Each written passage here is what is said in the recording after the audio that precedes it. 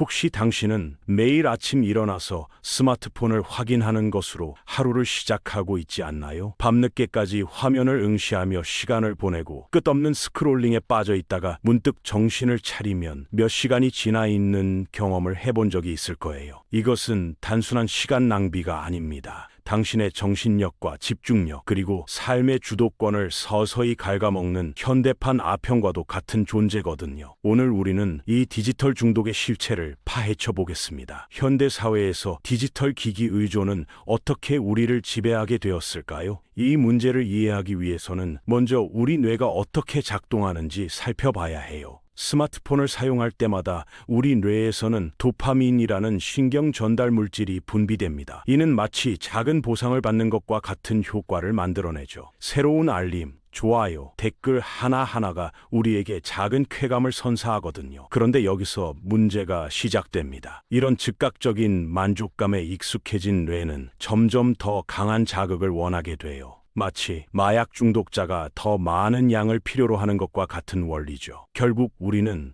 스마트폰 없이는 견딜 수 없는 상태가 되고 집중력은 현저히 떨어지며 깊이 있는 사고를 하는 능력마저 잃어버리게 됩니다. 하버드 대학교의 연구에 따르면 현대인들의 평균 집중 시간은 불과 8초에 불과하다고 해요. 이는 금붕어의 집중 시간인 9초보다도 짧은 수준입니다. 충격적이지 않나요? 우리가 스스로를 만물의 영장이라고 부르면서도 실제로는 금붕어보다도 집중력이 떨어지는 존재가 되어버린 거예요. 이런 현상이 우리 삶에 미치는 영향을 구체적으로 살펴보겠습니다. 먼저 수면의 질이 현저히 떨어져요. 잠자리에 들기 전 스마트폰을 사용하는 것은 멜라토닌 분비를 억제하여 깊은 잠을 방해합니다. 그 결과 다음날 피로감을 느끼게 되고 이는 다시 집중력 저하로 이어지는 악순환을 만들어내죠. 또한 인간관계에도 심각한 문제가 발생해요. 가족이나 친구와 함께 있으면서도 각자 스마트폰만 들여다보는 모습, 흔히 볼 수 있는 풍경이죠. 이런 상황이 반복되면서 진정한 소통과 유대감은 점점 사라져갑니다. 우리는 전 세계 사람들과 연결되어 있다고 느끼면서도 정작 가장 가까운 사람들과는 멀어져 가고 있는 거예요. 창의성과 생산성 측면에서도 큰 타격을 받습니다. 끊임없는 알림과 자극에 노출된 뇌는 깊이 있는 사고를 할 수 없게 돼요. 창의적인 아이디어는 보통 조용한 순간, 아무것도 하지 않는 시간에 떠오르는 경우가 많은데 우리는 그런 여백의 시간마저 스마트폰으로 채워버리고 있거든요. 실제로 구글의 전 디자인 윤리학자였던 트리스탄 해리스는 이런 현상을 주의력 경제라고 명명했어요. 테크 기업들이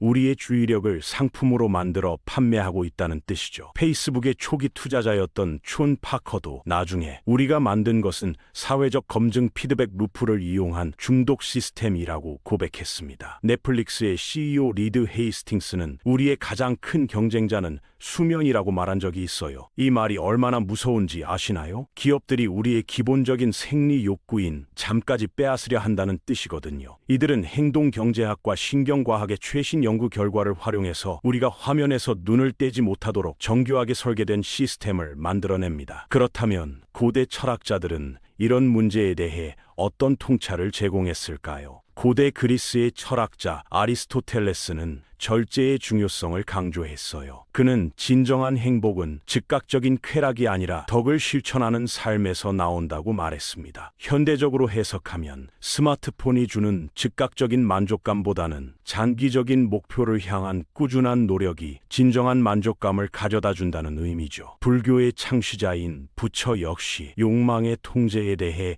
깊이 있는 가르침을 남겼습니다. 그는 고통의 원인이 끝없는 욕망에 있다고 보았고 이를 제어하는 것이 해탈의 길이라고 설명했어요. 스마트폰에 대한 끝없는 욕구 역시 같은 맥락에서 이해할 수 있거든요. 중국의 고대 철학자 노자는 무위자연의 개념을 통해 인위적인 자극보다는 자연스러운 흐름을 따르는 삶의 중요성을 강조했습니다. 현대의 디지털 기기들이 만들어내는 인위적인 자극에서 벗어나 자연스러운 리듬을 회복하는 것, 이것이 바로 노자가 추구했던 이상적인 삶의 모습일 거예요. 스토아 철학의 대표자인 에픽테토스는 우리가 통제할 수 있는 것과 없는 것을 구분하라 거라고 말했어요. 스마트폰의 알림이나 소셜미디어의 반응은 우리가 통제할 수 없는 외부 요인이지만 그것에 어떻게 반응할지는 우리가 선택할 수 있는 영역이죠. 이제 실제적인 해결책을 살펴보겠습니다. 첫 번째는 디지털 디톡스예요. 하루 중 일정 시간을 정해서 모든 디지털 기기를 완전히 차단하는 겁니다. 처음에는 30분부터 시작해서 점차 시간을 늘려나가세요. 이 시간 동안에는 독서, 산책, 명상 등 아날로그적인 활동을 하는 것이 좋아요. 두 번째는 의도적 사용입니다. 스마트폰을 사용할 때 명확한 목적을 가지고 사용하는 거예요. 그냥 습관적으로 화면을 켜는 것이 아니라 지금 내가 왜 이 기기를 사용하는가? 라는 질문을 스스로에게 던져보세요. 목적이 명확하지 않다면 사용을 중단하는 것이 좋습니다. 세 번째는 환경 설계죠. 침실에서는 스마트폰을 완전히 제거하고 식사 시간에는 모든 가족 구성원이 기기를 사용하지 않는 규칙을 만드는 거예요. 물리적 환경을 바꾸는 것만으로도 행동 변화에 큰 도움이 됩니다. 네 번째는 대체 활동 찾기예요. 스마트폰 사용 시간을 줄이는 것만으로는 충분하지 않거든요. 그 시간을 채울 수 있는 더 의미 있는 활동을 찾아야 합니다. 운동, 독서, 새로운 기술 학습, 인간관계 개선 등 자신의 성장에 도움이 되는 활동들로 채워나가세요. 다섯 번째는 점진적 접근입니다. 갑작스럽게 모든 것을 바꾸려고 하면 실패할 확률이 높아요. 작은 변화부터 시작해서 점진적으로 개선해 나가는 것이 중요합니다. 예를 들어 아침에 일어나서 스마트폰을 확인하기 전에 물 한 잔을 마시고 스트레칭을 하는 루틴을 만들어 보세요. 여섯 번째는 알림 관리예요. 모든 앱의 알림을 끄고 정말 필요한 것만 선별적으로 허용하는 거죠. 대부분의 알림은 실제로는 그렇게 급하지 않은 경우가 많거든요. 이메일도 하루에 정해진 시간에만 확인하는 습관을 만들어 보세요. 일곱 번째는 소셜미디어 정리입니다. 팔로우하는 계정들을 정리하고 부정적인 감정을 유발하거나 시간을 낭비하게 만드는 콘텐츠는 과감히 차단하세요. 대신 교육적이고 영감을 주는 콘텐츠를 선별적으로 소비하는 거예요. 실제로 이런 변화를 실천한 사람들의 경험을 살펴보면 놀라운 결과를 확인할 수 있어요. 집중력이 현저히 향상되고 창의적인 아이디어가 더 자주 떠오르며 인간관계의 질이 개선되고 전반적인 삶의 만족도가 높아집니다. 스탠포드 대학교의 연구에 따르면 디지털 디톡스를 실시한 그룹은 그렇지 않은 그룹에 비해 창의성 테스트에서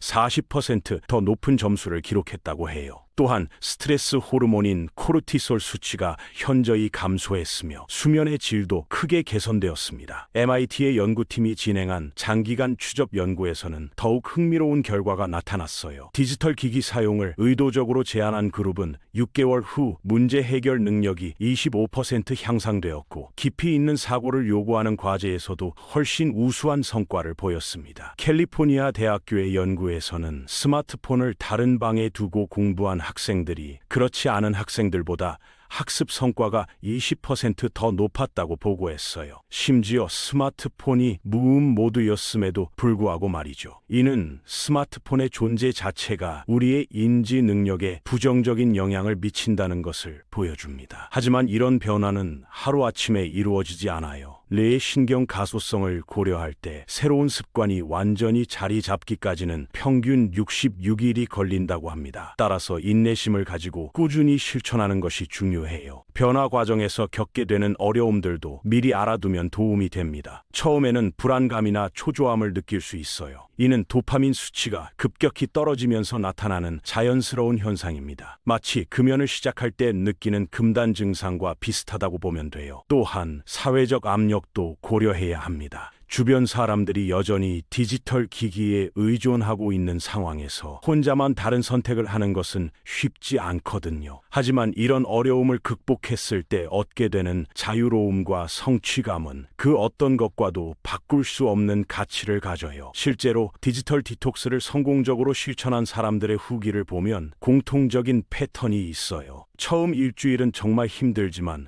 2주차부터는 조금씩 여유가 생기기 시작하고 한 달이 지나면 완전히 다른 사람이 된 것 같은 느낌을 받는다고 합니다. 마지막으로 이런 변화가 단순히 개인적인 차원에 머물지 않는다는 점을 강조하고 싶어요. 당신이 디지털 중독에서 벗어나 진정한 자유를 되찾게 되면 그 영향은 가족, 친구, 동료들에게까지 퍼져나갑니다. 당신의 변화가 다른 사람들에게도 영감을 주고 더 나은 세상을 만드는 작은 씨앗이 될 수 있는 거예요. 결국 선택은 당신의 몫입니다. 계속해서 디지털 기기의 노예로 살아갈 것인가, 아니면 진정한 자유를 되찾을 것인가. 고대 철학자들이 추구했던 절제와 지혜의 삶을 현대적으로 재해석한다면 바로 이런 의식적인 선택에서 시작되는 것이 아닐까요? 당신의 진정한 잠재력을 발휘할 수 있는 길, 그 첫걸음을 지금 시작해 보세요.